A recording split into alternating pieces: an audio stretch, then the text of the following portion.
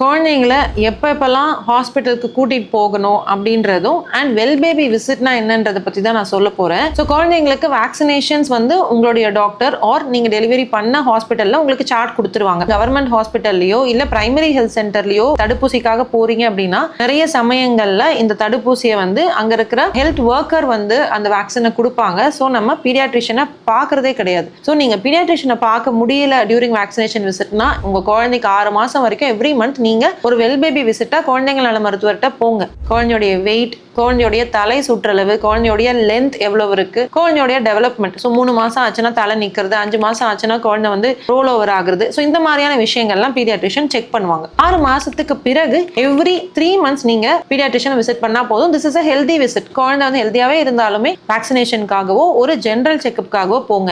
1.5 வயசுக்கு மேல every 6 months குழந்தைய வந்து கூட்டிட்டு போங்க. அண்ட் இந்த வெல் பேபி விசிட்ஸ் வந்து டில் 5 to 6 years வந்து டெஃபினெட்லி எவ்ரி 6 months இருக்கணும். இந்த விசிட்ஸ் எல்லாம் சப்போஸ் நீங்க மிஸ் பண்ணிட்டீங்க அப்படின்னா உங்க பீடியாட்ரிஷியனை கன்சர்னிங்கா இருந்தா அட்ரஸ் பண்ணுங்க. And any doubts regarding vaccinations நீங்க கமெண்ட்ஸ்ல கேட்கலாம். அதுக்கான ஆன்சர்ஸை நான் தரேன். தேங்க்யூ.